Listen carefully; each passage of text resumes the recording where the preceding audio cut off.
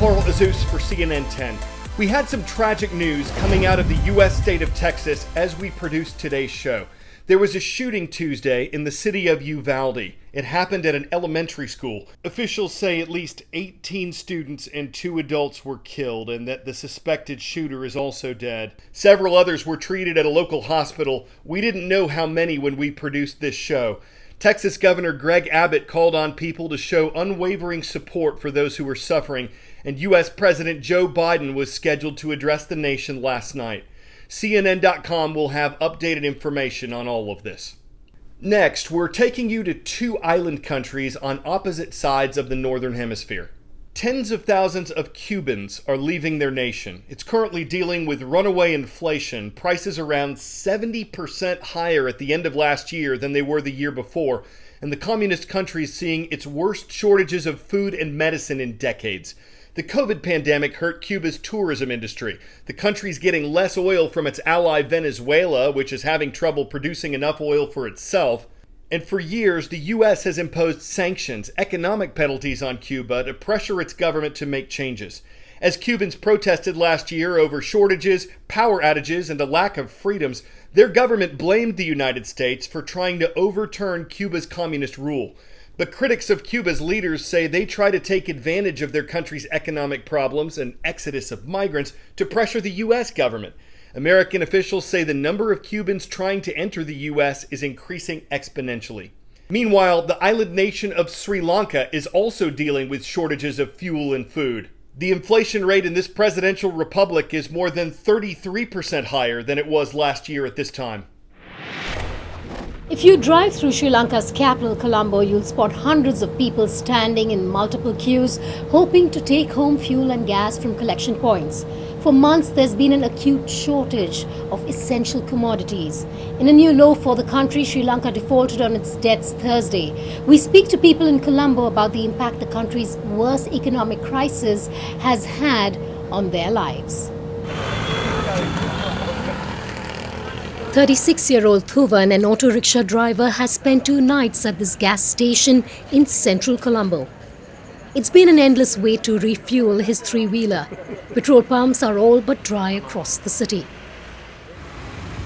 About 5 kilometers or 3 miles away from Thuvan's home, Sagarika Samanthi can barely sit in this 30-inch wide balcony where she cooks the day's meals. She uses coconut husk, paper and kerosene to get the firewood stove started. Since the 30th of April, there's been no cooking gas. We're now using a firewood stove. Earlier, Sagarika would cook 3 meals a day on a gas stove. It's now down to 1. Weeks of protests forced all the Rajapaksas except the president to step down from senior government posts.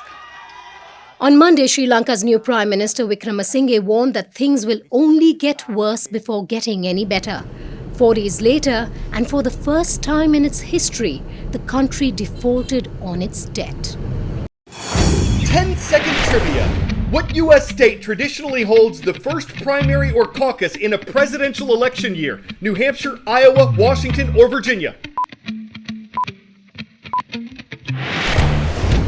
Every 4 years, Iowa usually holds the first caucus in the nation.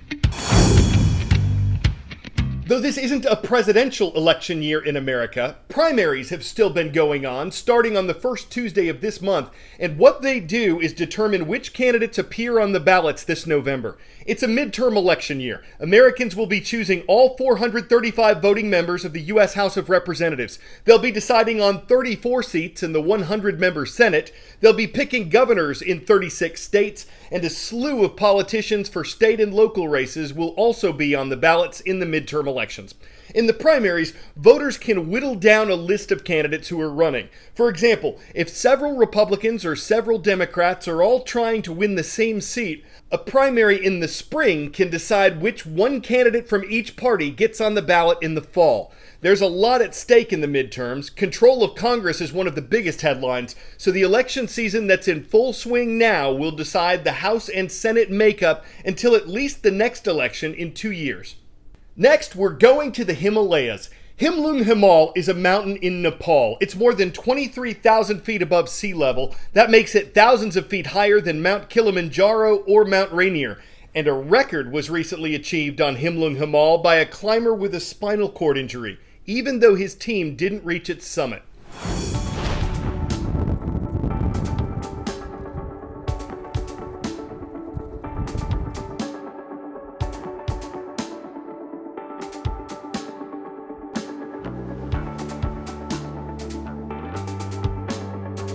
It rendered me completely paralysed from the shoulders down, and I had no movement or sensation return for quite a long time, for well over a week, and I was told that I was never going to walk again. But I got very lucky, and there was enough of my spinal cord still attached that I started to make a recovery. And at the 12-month mark, I wanted to set myself a challenge.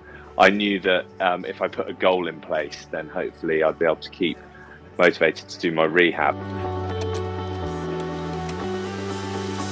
I said I wanted to climb Snowdon. I was still using 2 crutches and still very much disabled. That it posed a big enough challenge, and I opened it up to anyone who wanted to come and join in, expecting just a few people to turn up, but there were 70 people on the start line who I didn't even know, who'd come for their own different reasons.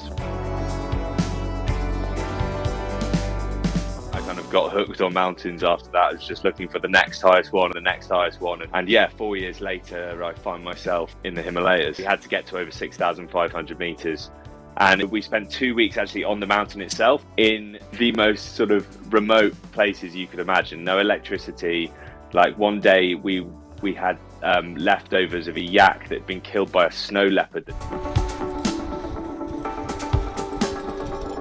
We got to about 6,800 meters, which was obviously a new record, but we had to turn around to come back. And by the time we got back down, the snow conditions had changed. Our guide fell through a crevasse, but then we called for a helicopter rescue, and the helicopters can't fly at night in Nepal because they can't fly above the height of the mountain. So we called them at 6 p.m. and they said, sorry, you're going to have to wait till morning. So we basically had to dig in and survive a night on the mountain at anywhere between minus 20 and minus 30 degrees without tents, without having eaten or drunk for nearly 24 hours. It's one of those things that you wouldn't choose to repeat, but don't regret. Just being outside in nature, I think, is incredibly rewarding, incredibly healing. I've found that it's helped me recover mentally and deal with the change that I've gone through. I was resuscitated 3 times. I died 3 times in the ambulance after my accident, and I think realizing how short life can be is obviously going to give you a big perspective shift. It makes you think about what's important in your life, and I also realized that I was very lucky to have the support network I had. So I wanted to recreate that for other people, people who'd been through trauma.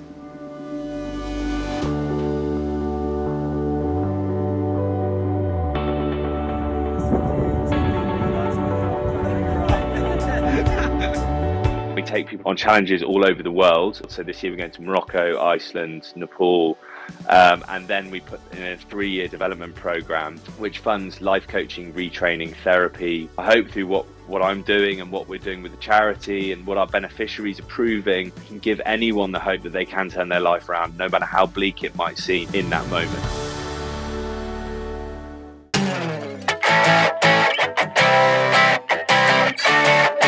Ding dong, it's delivery with a lesson about kids and smartphones. A mom in Texas thought her phone was locked, that if her 2-year-old son was doing anything on it, he'd be taking pictures.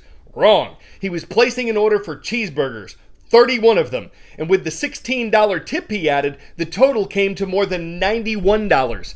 The little guy ate half a burger, leaving mom with an expensive but good story and 30 and a half cheeseburgers to give away. Let us look at this medium rare event pragmatically. When you catch up with the boy, you can't have beef with the plan the onion one cooked up. Oh yes, he might have mustered an order that cost a lot of bread, leaving his mom in a pickle. But once everything was said and well done, it was all unintentional. Today's shout out takes us to Naples, Maine. It is great to see the students and teachers of Lake Region Middle School watching today. I'm Carl Azus.